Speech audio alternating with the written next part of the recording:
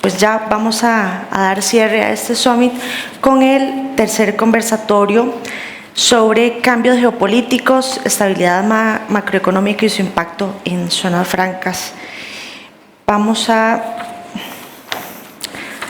Empiezo por don Ronald, le cedo la palabra. Muchas gracias. Bueno, primero quería agradecer muy especialmente a la OLACIT por haber hecho posible este segundo summit, que es donde todos compartimos ideas, donde se une la inversión con el talento, con la academia, que son foros donde realmente nos impulsan a cambiar. Entonces, muy agradecido de parte de ASOFRAS, les agradezco mucho el espacio. Gracias, don Ronald. Bueno, doña Marianelli, sobre la lectura de casas matrices, ¿qué señales cree usted deben fortalecer la percepción de confiabilidad en Costa Rica y cuáles pueden generar cautela?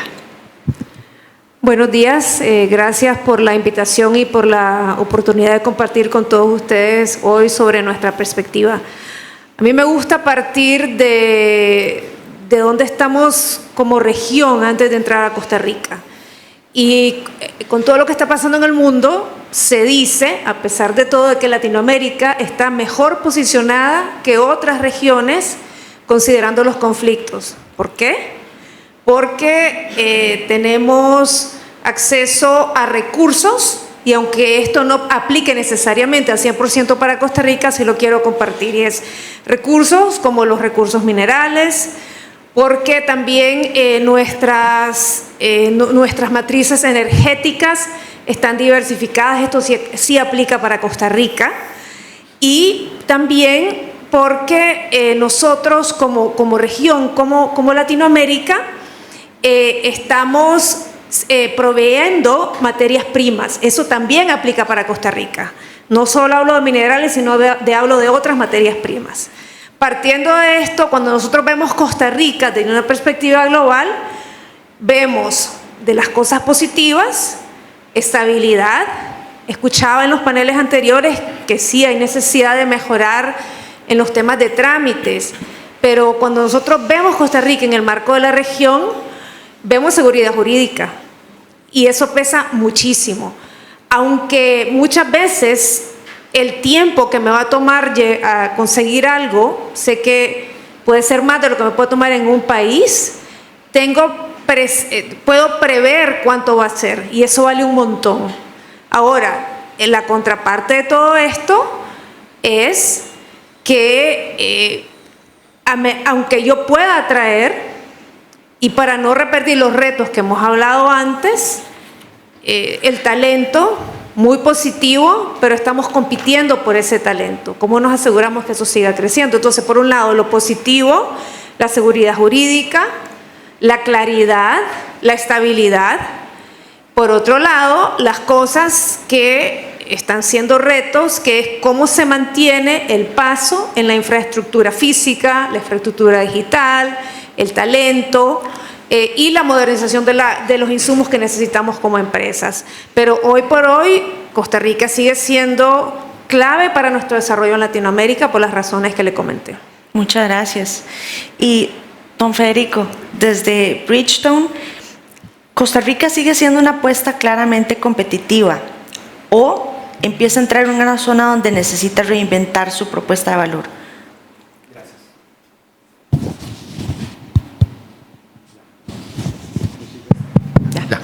Bueno, primero que todo, muchas gracias. Buenos días a mis compañeros panelistas y gracias por la invitación.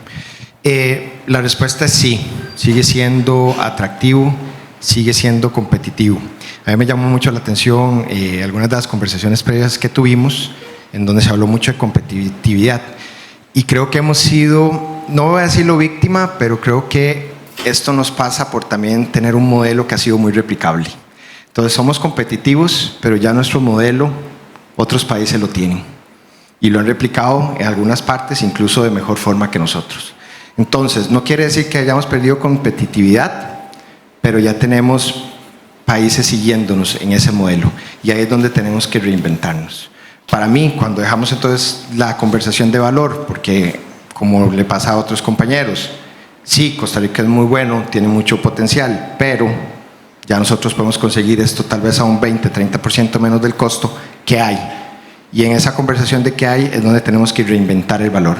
Entonces yo creo que estamos en un punto muy interesante en donde estamos haciendo las cosas bien, pero ya tenemos que tomar una visión a largo plazo y donde nos tenemos que reinventar de una forma más acelerada. ¿Por qué una forma más acelerada? Porque es lo que estamos viendo en el mercado. Los cambios de producto, los cambios de tecnología pasan cada 6 meses. Incluso conocimiento que obtenemos de repente se vuelve obsoleto de manera muy rápida, muy temprana, y es donde tenemos que seguir reinventándonos. Y nosotros en un modelo de servicios, claramente el valor que damos al ser nearshore de Estados Unidos y al tener pues un muy buen producto nos permite seguir siendo competitivos, pero es algo que ya nuestros países hermanos como Colombia, como México, lo están también dando. Algo que a mí me preocupa mucho desde mi línea de negocio y que he visto mucho y tal vez no lo hemos comentado hoy, hay temas básicos que tenemos que seguir reforzando. Por ejemplo, el inglés. El inglés es un tema que a mí cada vez me cuesta más conseguir de una manera que sea fluida, que pueda tener una interacción con el cliente. Y en este momento donde nos estamos moviendo de trabajo transaccional a trabajo de valor, que todas las personas que ingresan al mercado puedan tener una conversación con nuestros customers face to face, que puedan hablar de producto y que lo puedan hacer de una manera fluida, es importantísimo y hoy me está costando conseguirlo. Entonces para mí creo que estamos en un muy buen punto, pero tenemos que desacelerar un poco, tomar conciencia y entender hacia dónde queremos ir y cuáles son las falencias y las áreas de oportunidad que tenemos para poder apalancar el talento que actualmente tenemos. Muchas gracias. Don Rafael, ¿qué define hoy el riesgo para una multinacional sofisticada? ¿Deuda, gobernanza, conflictividad política, infraestructura, lo que hablábamos anteriormente, o una combinación distinta? ¿Cuál es el factor que usted cree que lo define? Bueno, muchísimas gracias también por la invitación, Aulacit, y encantado de estar con todas y todos ustedes hoy. La respuesta directa sería all of the above, o sea, todo lo que acabas de decir y otras adicionales que hay que sumar. Y yo creo que para poder entender lo que hoy una empresa a la hora de invertir está buscando, creo que tenemos incluso que repasar, y mucho lo que hablamos ahora, de lo que ha sido la historia de Costa Rica y el porqué del éxito de Costa Rica y por qué estamos donde estamos, y la gran discusión ahora sobre si somos o no somos, o si seguimos siendo competitivos, pero más importante aún, si vamos a poder sobrevivir a futuro. Y me atrevo a decir incluso la palabra de sobrevivir desde la perspectiva de si el modelo que hemos usado hoy todavía se puede sostener a futuro. Y lo resumo muy fácil.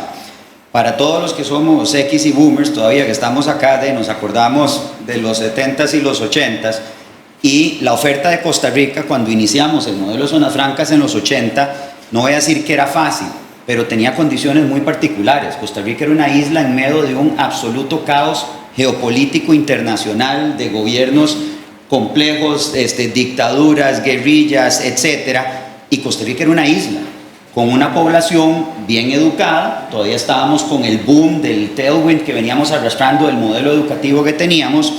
Teníamos un relativo nivel de inglés todavía en ese momento, y claro, estábamos con una cercanía geográfica que incluso en aquel momento ni siquiera Panamá podía ofrecer, porque hasta Panamá tenía complejidades. Entonces, en aquel momento donde nuestros competidores eran nuestros vecinos, fue relativamente fácil empezar a crear ese modelo, y a partir de ahí nace todo este modelo, todo este ecosistema que nos va llevando por todas las fases. Empezamos por maquila, empezamos, todos se acuerdan, textiles. ¿Se acuerdan cuando aquí las plantas más importantes eran de jeans, de varias empresas que teníamos acá? Fuimos evolucionando de los textiles, y yo siempre digo que a nosotros se nos olvida, la primera empresa de tecnología de Costa Rica no fue Intel.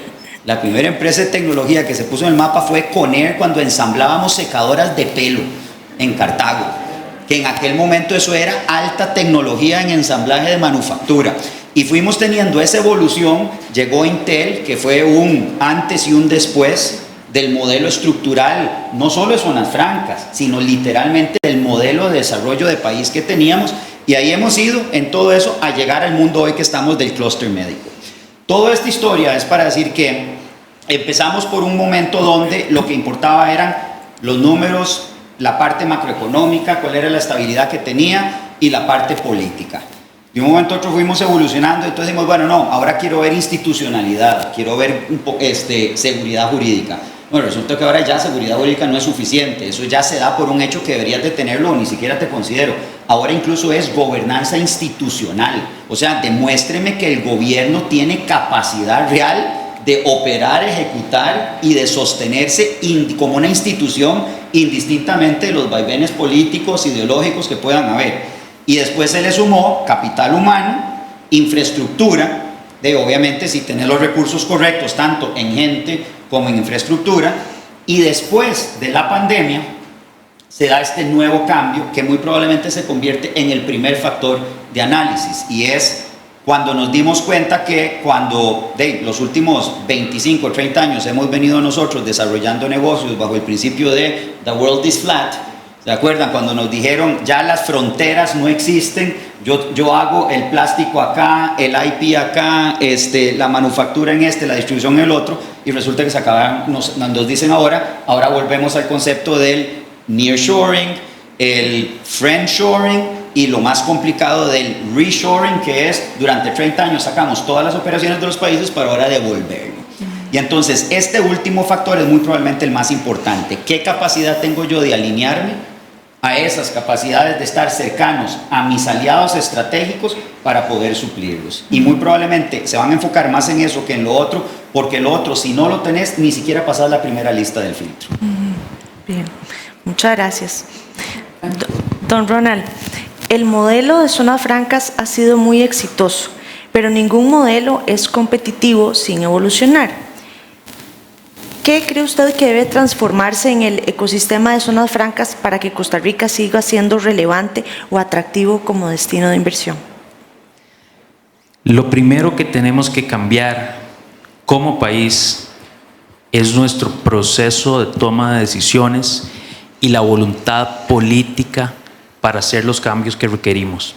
Yo creo que aquí toda la mañana se ha estado hablando de todos los problemas, se ha redundado, creo que todos sabemos lo que hay que hacer. Lo que frustra muchísimo es la inacción. Somos un país que el sistema político es inoperante. Por ejemplo, dos ejemplos recientes y claros: jornadas excepcionales y la ley de armonización del sistema eléctrico nacional. 20 años o más discutiendo estos conceptos, ¿verdad? Es que no puede ser que para todo sean 20 años. Entonces, yo creo que lo primero que tenemos que cambiar es esta mentalidad de poner los intereses o las ideologías primero en lugar de poner el norte estratégico del país primero, como una prioridad.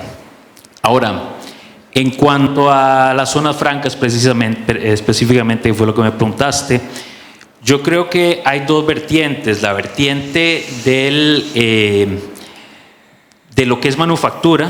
Creo que el clúster de dispositivos médicos ha sido exitosísimo y es un modelo que debemos replicar en otras áreas. ¿Qué es un clúster? Porque creo que es un concepto que a veces puede no estar bien comprendido. Un clúster es un ecosistema donde están las grandes compañías, donde están los proveedores de materiales o de partes para esas compañías, donde está el grupo de mantenimiento para las máquinas de esas compañías, donde están proveedores logísticos especializados, donde están también los asesores de estas empresas que debemos ser especializados también para poder llegar a estas metas. Entonces, este clúster lo que ha hecho es que ha continuado atrayendo empresas del sector médico, y muchos de los temas de los que nos quejamos de competitividad, sin dejarlos de lado, ellos de alguna manera lo obvian porque aquí es el país donde hay que estar, porque aquí está todo el mundo, están mis compradores, están la gente que me da servicios. Eso es lo que tenemos que apuntar. ¿Y a qué otras áreas podemos apuntarles? Yo diría que tenemos tal vez 3 industrias importantes. La industria aeroespacial. Es una industria donde tenemos algunas empresas y debemos potenciarlas como anclas. Igualmente en la industria automotriz y en la industria de semiconductores. Ahí todos tenemos la posibilidad de crear clústeres alrededor de esto y posicionar al país cada vez más como un país que produce en áreas sofisticadas, en manufactura avanzada, en servicios especializados. Y hablando de servicios, que es la otra gran parte, hoy día tenemos un gran reto. Ya, como vos dijiste, no podemos hacer servicios transaccionales. Hoy día tenemos que apostar por la creación, por la innovación, ¿verdad? Tenemos que desde aquí, de Costa Rica, exportar ese conocimiento. Somos un país caro, tenemos que tragarnos esa píldora y esto no va a cambiar, por lo menos en el corto plazo. Seguiremos siendo un país caro y ya no podemos competir por costos sino por valor, y ahí es donde entra el talento humano, que sí lo tenemos, que escasea, sí, pero este talento humano es resiliente, tiene las capacidades y además tiene la academia, entidades como la ULACIT, las mismas empresas que capacitan a sus empleados, transfieren conocimiento, tecnología, y también asociaciones, digamos, iniciativas público-privadas como el incentivo de talento humano de Procomer, que ha resultado ser tan exitoso. Creo que por ahí es donde tenemos que ir. Muchísimas gracias. Marianely, ¿qué tipo de decisiones políticas o institucionales podrían erosionar la confianza corporativa internacional? Las decisiones a corto plazo, y ahí construyo con lo que acaba de decir Ronald, ¿verdad? O sea, cuando nosotros vemos y con buenas expectativas y comunicamos hacia afuera, vienen mejoras en este tipo de infraestructura, vienen mejoras en modernizar el sistema eléctrico, estamos viendo mejoras o hay perspectivas importantes para el tema de las jornadas. Y la realidad se vuelve de que eso se va cambiando por decisiones a corto plazo. Yo creo que eso puede erosionar. Habiendo dicho eso, yo sí quiero resaltar el tema que hablaste del talento. Y ese sigue siendo de verdad para nosotros una punta de lanza. Nosotros aquí en Costa Rica tenemos, por un lado, una empresa que es productora, que no está en zona franca, pero que produce para el resto de Centroamérica, y después tenemos un centro de servicios que ahora ya no se llama centro de servicios, se llama Capability Center en Costa Rica. ¿Y por qué se llama así?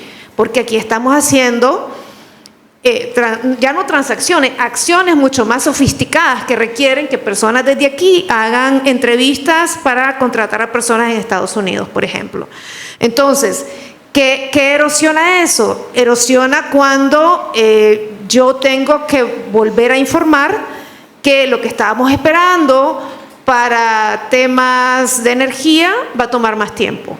O cuando tengo que informar que este proceso, que de nuevo tengo claridad de que va a pasar y tengo confianza en cómo va a pasar, pero los tiempos que me va a tomar llegar a eso. Entonces, erosionan las decisiones a corto plazo, erosionan cuando hay cambios inesperados y erosiona cuando vemos el tiempo que pueden tomar ciertas cosas, porque aquí estamos en una universidad, ¿verdad? Y yo supe lo de Conair por cuando estudiaba estudiando en la universidad, o sea, los casos de negocios.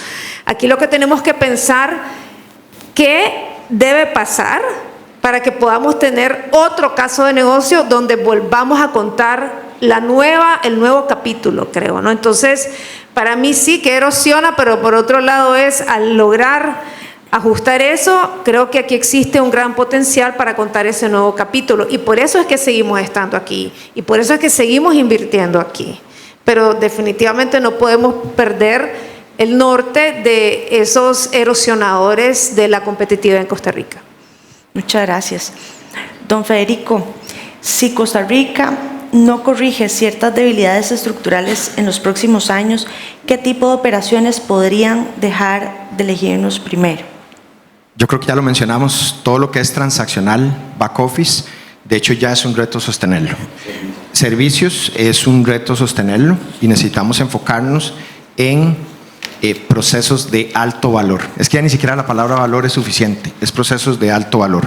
¿Dónde vemos nosotros procesos de alto valor? Pues lo vemos ahorita con las capacidades de inteligencia artificial y algo que nosotros desde nuestra industria y nuestra compañía nos enfocamos mucho es productos al cliente final. Ya temas de back office, transaccionales, facturación, llamadas, análisis, son muy buenos, todavía podemos sostener eso un poco más de tiempo, pero lo que buscan de nosotros es cómo nosotros le vamos a dar una solución al cliente final. Cómo esa persona, por ejemplo, en nuestra industria de llantas, nosotros generamos producto, nosotros generamos insumos para el producto que llega al consumidor final. ¿Por qué? Porque todavía el consumidor va a ser dependiente de lo que nosotros generemos y generar esa dependencia es muy importante hoy por hoy en los mercados. Entonces nosotros, si no hacemos algunos cambios, claramente ya nuestras estrategias corporativas se mueven a que todo lo transaccional pues salga.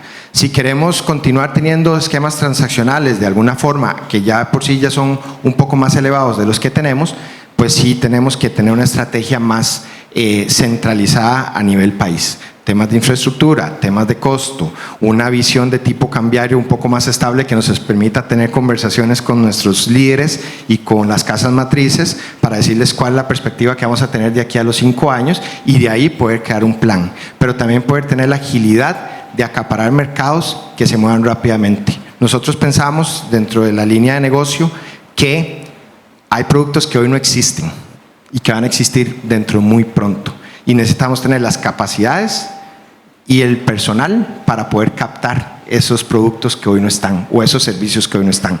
¿Qué vemos? Gobernanza de inteligencia artificial, ciberseguridad de un componente más amplio, claramente análisis de datos pero ya con valor a nuestro cliente, generación de información para toma de decisiones. Nosotros, por ejemplo, le damos mucho servicio a nuestras tiendas, desde un tema de analytics hasta un tema de servicio para un cliente final, y ahí vuelvo al idioma, ¿verdad? Entonces tenemos que tener un idioma muy fuerte que nos permita dar ese tipo de servicios, pero también esa capacidad de negociación y esa capacidad de en una interacción las personas vean el valor agregado del talento acá. Ese para mí va a ser el diferenciador clave y que tenemos que enfocarnos actualmente. ¿Qué me preocupa? Yo creo que las organizaciones, las empresas en Costa Rica tenemos diferentes modelos de madurez actualmente. Tenemos nichos que están ingresando y tenemos nichos que ya tienen mucho tiempo. Tenemos ya sectores que tienen mucho tiempo. Servicios ya tiene casi 30 años y todavía siguen entrando empresas nuevas que probablemente vienen con un presupuesto de inversión diferente al de las empresas que tienen 25 años, que ya se acabó el presupuesto de inversión, ya se acabó el presupuesto de transición y lo que se busca es, ok, ahora que ustedes me van a dar a mí.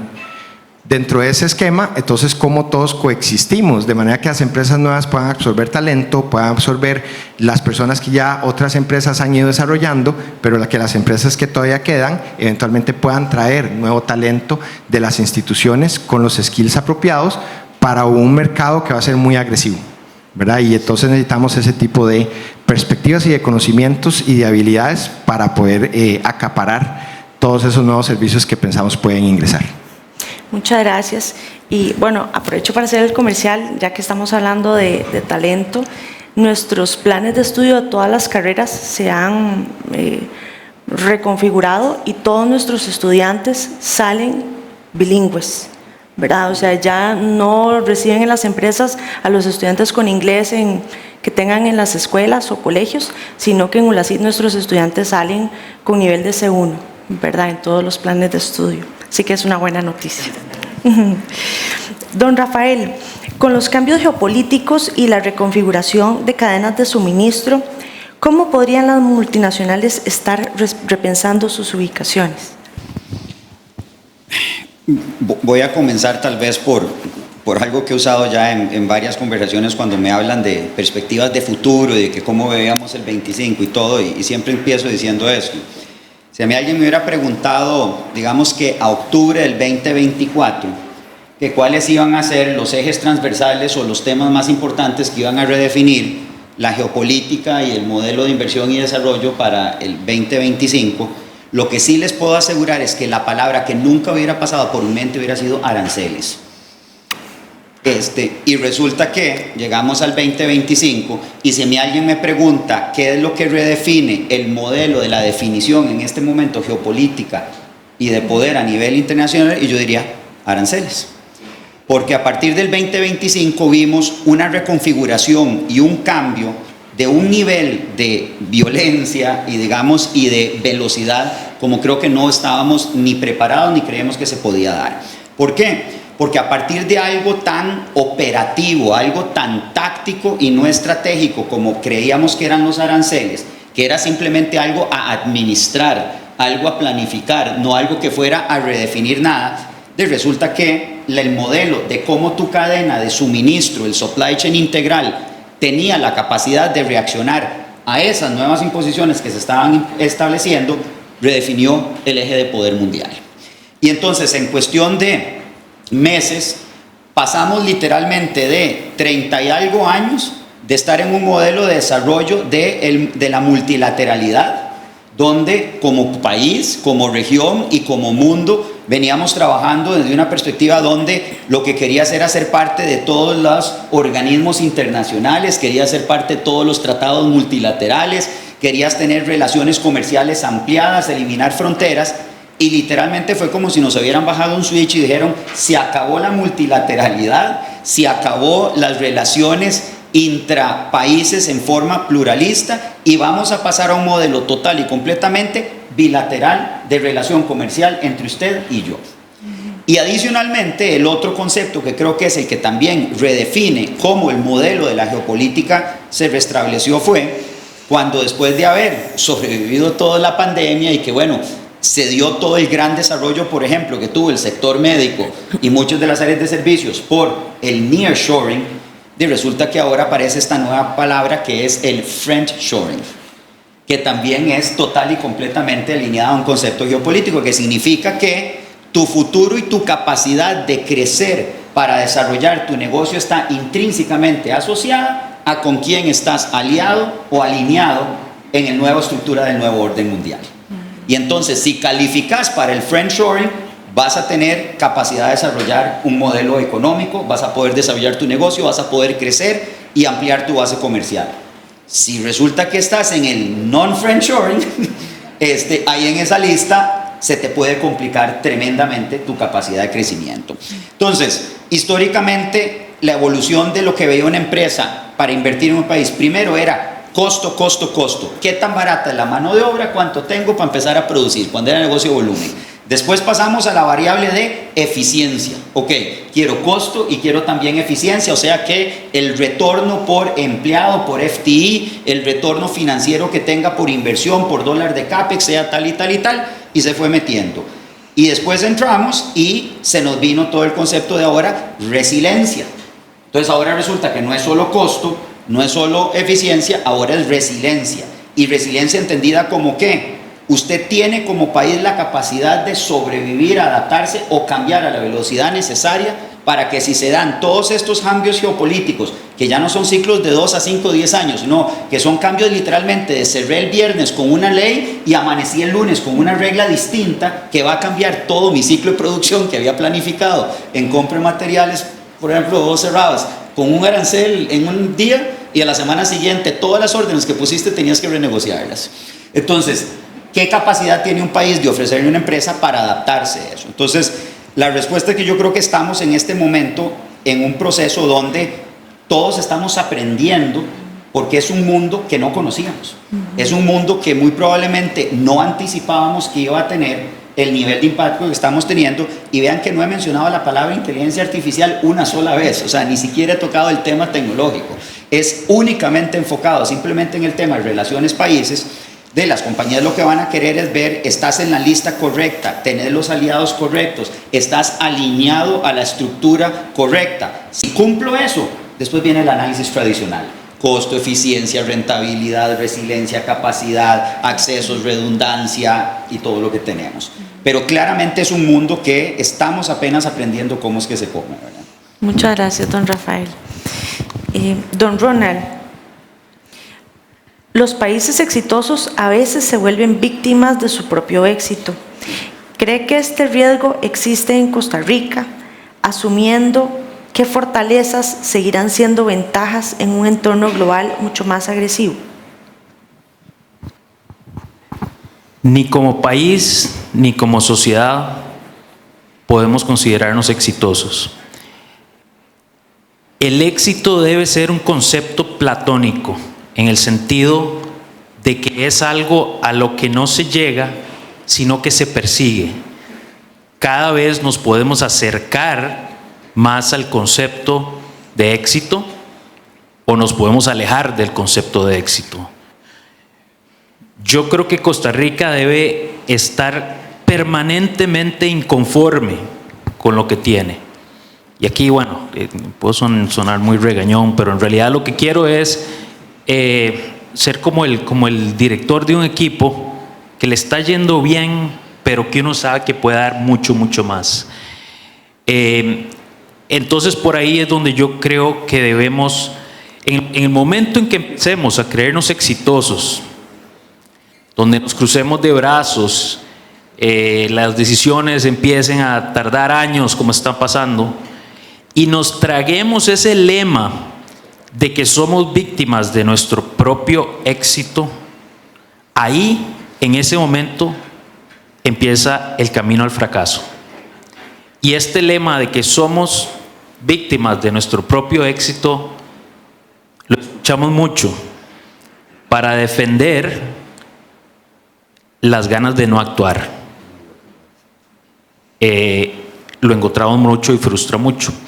Ya Rafa tocó esto, pero quiero repasar cómo vendíamos al país hace 10 o 15 años. Estabilidad política y económica. Todos nuestros vecinos y competidores lo tienen. Cercanía a los Estados Unidos y franja horaria similar. Nuestros principales competidores tienen lo mismo. Talento humano calificado. Bueno, aquí ya estamos flaqueando, ¿eh? ¿Por qué? Porque sí hay talento, pero no estamos dando abasto para producirlo a la velocidad que estas empresas lo demandan. ¿Y qué es lo que pasa? Entonces estas empresas tienen que pagarlo mucho, al doble de lo que lo paga, por ejemplo, el mercado costarricense o las empresas del mercado nacional.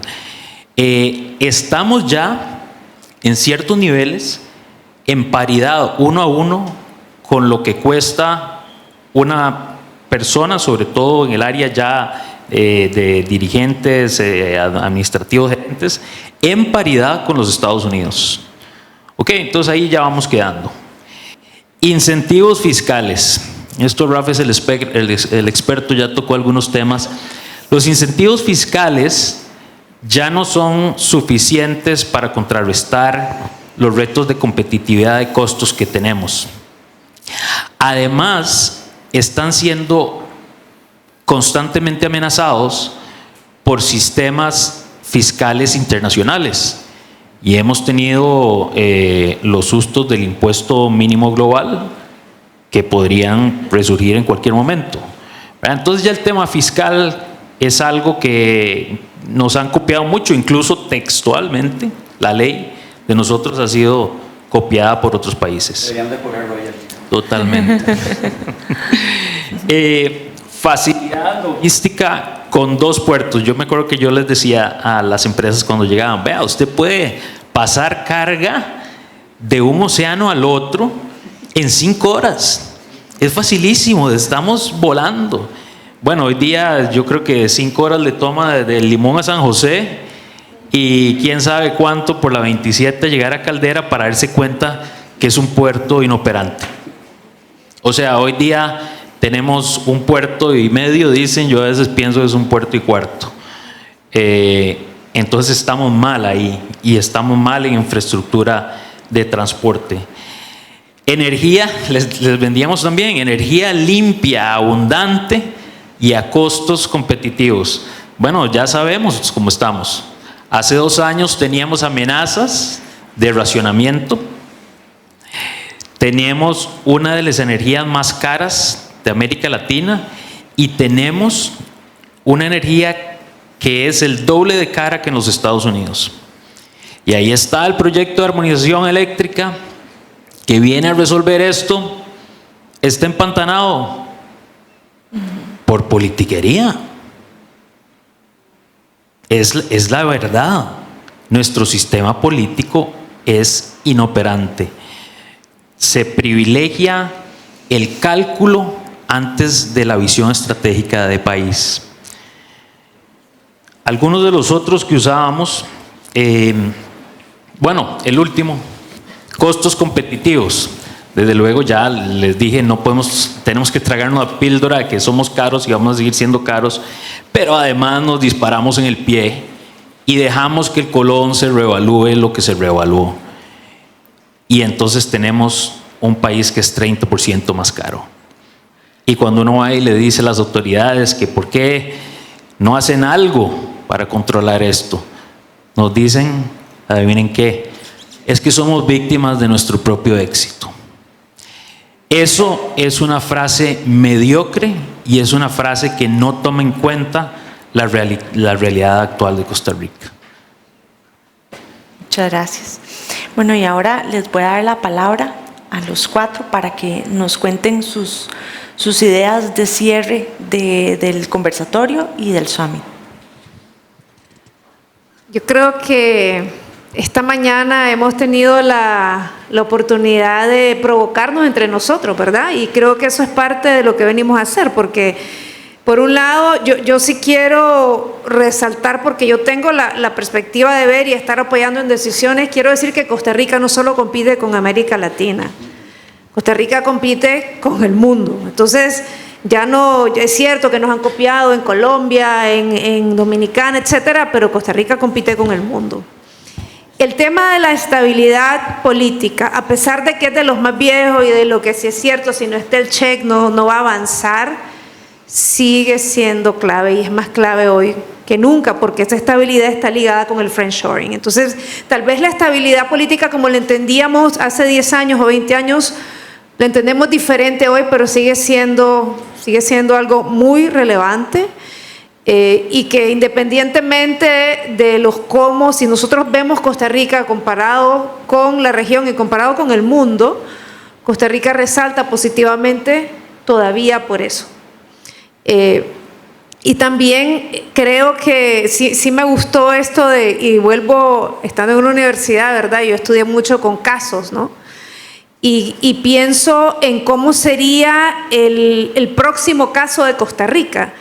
Y creo que un caso que no me gustaría ver sería un caso en el que decimos, bueno, se pegaron las cosas, ya no creo que va a haber una salida masiva de empresas, no creo que va a ser eso, pero ya se pegaron las cosas, no, se quedó Costa Rica en el nivel que estaba, los crecimientos siguieron, pero vamos a tener vamos a estudiar el caso de un país en el que las cosas no se hicieron a tiempo. Y a mí me gustaría ver, y creo que hay señales de que vamos hacia ahí, pero tenemos que hacer más cosas para llegar al caso donde se diga cómo pasamos de Conair a Intel a la aeroespacial, ¿verdad? Ese creo es el caso que yo quiero ver de Costa Rica. ¿Se puede? Sí se puede, pero creo que hemos tocado suficiente de qué tenemos que hacer para llegar ahí. Y como digo, yo que veo todos los países, Costa Rica sigue ahí, sigue compitiendo. Sí, nos cuesta a veces cuando vamos a ver, sí, mira, que esto se puede hacer en Bangalore, que esto se puede ir a Uberlandia, que esto se puede ir a Rosario, que esto se puede ir a Estados Unidos. Tenés razón, ahora ya están esas conversaciones, ¿verdad? Dice, ¿por qué lo voy a hacer allá? Pero seguimos saliendo adelante con el talento, seguimos saliendo adelante con la masa crítica. Esa es la otra cosa que lo mencionaba en el panel anterior, la masa crítica de empresas que hay aquí. Por eso tenemos que cuidar muchísimo a las que ya estamos acá, porque esa masa crítica es fundamental. Así que yo cierro con que tenemos hoy un mapa de qué son esas cosas que tenemos que atender para llegar a tener el caso el caso de éxito, el siguiente caso del capítulo de Costa Rica. Muchas gracias. Bueno, yo me llevo muchas cosas del día de hoy, sin embargo, 3 que puedo resumir. Y la primera, hablamos mucho de perspectiva, de dónde estamos y hacia dónde vamos. Yo personalmente creo que es un momento de ocuparnos y no necesariamente todavía de ultra preocuparnos. Creo que todavía estamos en un momento claro en donde podemos tomar una dirección estratégica a corto, mediano y largo plazo exitosa. Entonces creo que es un muy buen momento para tener este tipo de conversaciones, para poder alinear diferentes foros, diferentes gremios, diferentes sectores y que podamos tener una visión unificada como país de hacia dónde queremos ir. Todos hablamos de talento. Creo que talento es uno de los esquemas y uno de los puntos más importantes que vamos a tener que salir de aquí a hablar como compañía, con las cámaras, con el gobierno, pues para tener más pool, para poder tenerlo de manera más rápida y que cumpla con las necesidades del mercado actual. Me llevo también que necesitamos una mejor comunicación entre sectores, entre gremios y como país, porque hay áreas que dentro de una estrategia a mediano plazo o una estrategia a largo plazo probablemente ya no son atractivas y tenemos que lidiar con la dura verdad de que tenemos que salirnos de eso para entrar a otras cosas nuevas. ¿Y cuál va a ser ese recambio, esa transformación, tanto de infraestructura como de políticas, como de talento para llegar ahí y tomar decisiones duras? Y para eso se necesita comunicación. Y la última, para mí, agilidad. Yo creo que todavía el esquema político, la estabilidad que tenemos nos ayuda mucho, pero también nuestras casas matrices reclaman esa falta de agilidad.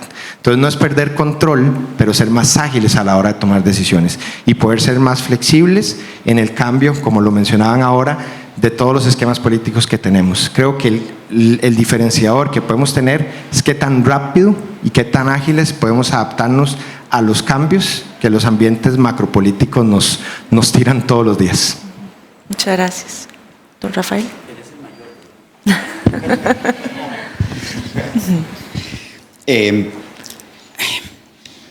Yo creo que, vean, tal vez para poder encuadrar este año tan particular en el que estamos y literalmente definir, estás como cuando estás enfrente donde tenés 3 caminos posibles los que podés tomar. Y primero una reflexión muy rápida. Para poder entender este año tenemos que irnos de cultura totalmente milenaria y tenemos que básicamente aplicar la cultura china. Y yo creo que la mejor forma que yo he logrado encontrar de explicar todo lo que está pasando este año fue cuando aprendí y entendí que estamos en el año del caballo de fuego. Resulta que en la cultura china, todos los años, ¿verdad?, bajo el calendario lunar, siempre representa un animal. Pero la definición del animal siempre se hace dentro de la absoluta sabiduría oriental, bajo el principio del yin and yang, que siempre tiene que tener un balance perfecto. Y entonces ese animal siempre tiene un componente de agua y tiene un componente de fuego. El agua neutraliza el fuego neutraliza el agua y entonces hay estabilidad. Bueno, pues resulta que en el calendario chino hay un fenómeno que solo pasa cada 60 años y es que se da un año de un animal que es doble fuego. Y resulta que estamos en el año del caballo, que es un animal de fuego y se llama caballo de fuego. O sea, es fuego con fuego. Para ponerles en perspectiva, la última vez que tuvimos un año de doble fuego se dio la Revolución China, que resultó en el establecimiento de Mao y en todo lo que redefinió la estructura de la política mundial que estamos viviendo hoy. O sea, ese es el nivel de transformación que pasó en un año de doble fuego hace 60 años. Nada más piensen por 2 segundos lo que ha pasado solo en los primeros 6 meses de este año. Desde que arrancamos de enero a hoy, y fue como si le hubiéramos metido un acelerador a las cosas de una forma, y eso es lo que dice la cultura china. El año de doble fuego es el año de la volatilidad, de la inestabilidad y de lo que se llama de la magnificación, o sea, donde puede pasar 2 cosas. Si el fuego se usa para positivo, genera calor, cocina, produce, etc. Pero el fuego también lo puedes usar para destruir. Y literalmente un año de fuego, lo que es un año donde tenés que tomar las decisiones, porque esas decisiones se van a amplificar y puedes irte completamente hacia el éxito o puedes terminar hundiéndote completamente. Todo esto para decir que creo que toda esa sabiduría más clara no se puede aplicar de donde estamos ahorita. O sea, Costa Rica, o sea, volver a decir el tema, es que yo vuelvo a ir a alguien que vuelva a hablar el tema de que somos víctimas de nuestro propio éxito y todas esas cosas, o sea, es que en serio, ya creo que deberíamos de superar, porque la realidad es que estamos en un momento donde a mí me dijeron de 3 escenarios, un optimista, un probable y uno negativo. Bueno, yo les voy a dar los 3 y literalmente estamos en el multiverso donde estamos viviendo los 3 en positivos. Tenemos una extraordinaria oportunidad por todos los elementos que ya hablamos y todas las condiciones que tenemos. Pero por otro lado, vean a dónde estamos. Vean algo tan básico, el tema de macroeconomía. Estamos volando.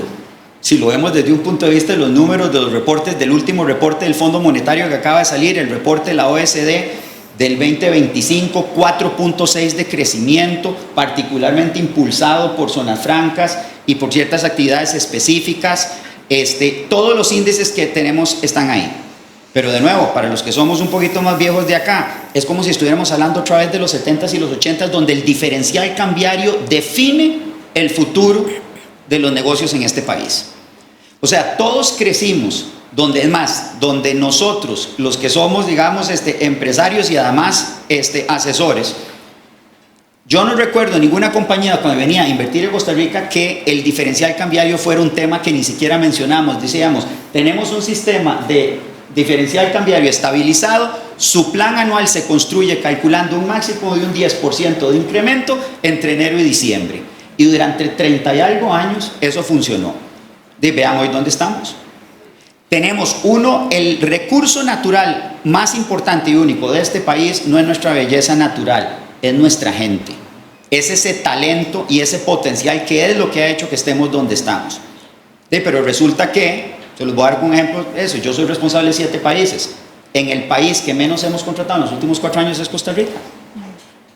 Porque no hay forma de poder compensar 20 y pico% de pérdida en la línea de abajo por el incremento y el descalce que tenés entre la moneda real funcional con la que todos operamos, que es el dólar, y el costo en moneda local. Y no es además solo un problema único de Costa Rica, hay que sumarle un par de otros países que tenemos. Pero entonces estamos hablando del futuro de desarrollar aeroespacial y estamos resolviendo problemas macroeconómicos que ya habíamos superado hace 30 años. Pues, tema de infraestructura.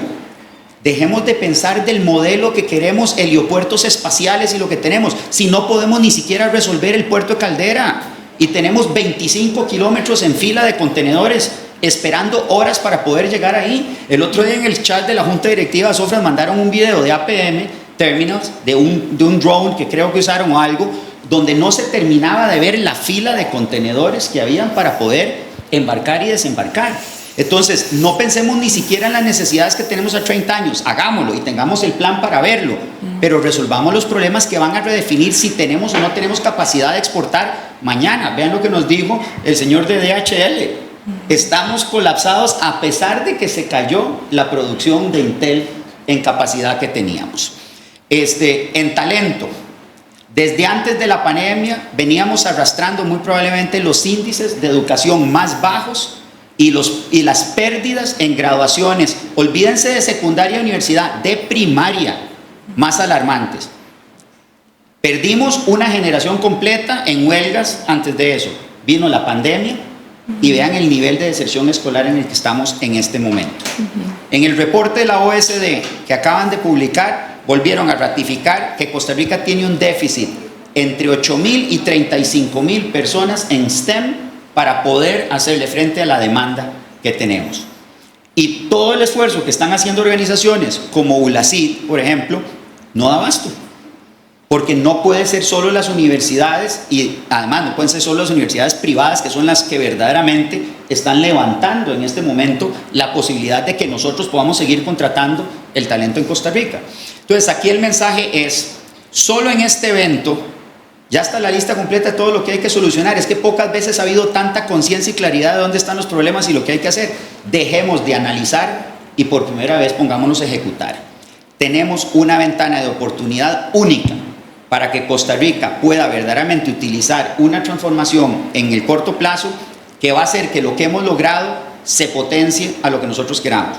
Pero por otro lado, no podemos perder de perspectiva que esa ventana que tenemos es corta y si se cierra, no es que se va a caer el país. Yo estoy de acuerdo con vos de que dices que todavía no estás ahí, pero lo que vas a ver es un decrecimiento progresivo y cuando te diste cuenta pasaron 10 años y estabas acá y muy probablemente vas a estar acá.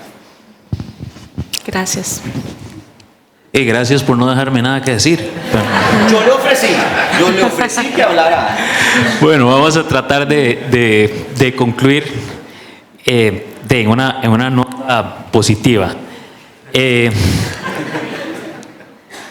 Llevémonos el concepto de que el éxito es un objetivo que cambia, un objetivo que se mueve y que de nuevo debemos permanecer permanentemente inconformes. Busquemos ese cambio, apoyémonos en ese talento que sabemos y que hoy todos los que estamos aquí concordamos en que eso es lo más importante que tiene Costa Rica que ofrecer. Nuestras mentes, nuestro esfuerzo, nuestra ética de trabajo, nuestras ganas de competir, de ver nuestros productos y nuestras creaciones intelectuales dándose de tú a tú en el mundo. Yo creo que todos tenemos este orgullo y podemos lograrlo y podemos darle a Costa Rica este segundo, tercero, cuarto salto cualitativo hacia lo que viene, para seguir siendo un país que los demás nos admiren. Muchas gracias. Muchas gracias. Muchas gracias a todos por acompañarnos en nuestro panel de lujo. Gracias por estar con nosotros y damos por terminado este Summit de Zonas Francas.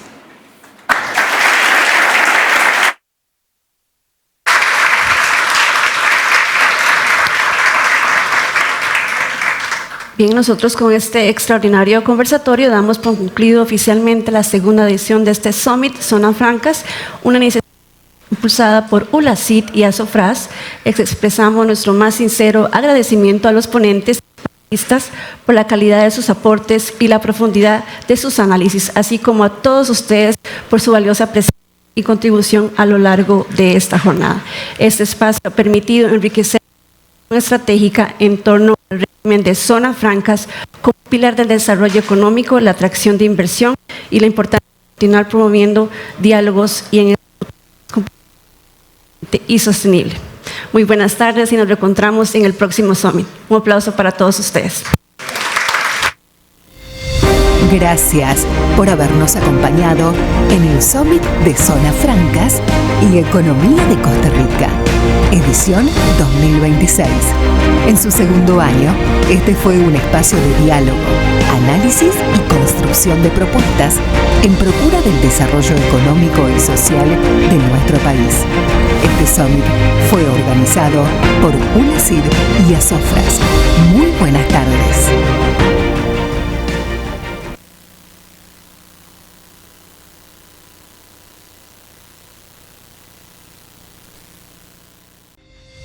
Gracias por habernos acompañado en el Summit de Zonas Francas y Economía de Costa Rica, edición 2026. En su segundo año, este fue un espacio de diálogo, análisis y construcción de propuestas en procura del desarrollo económico y social de nuestro país. Este Summit fue organizado por ULACIT y ASOFRAS. Muy buenas tardes.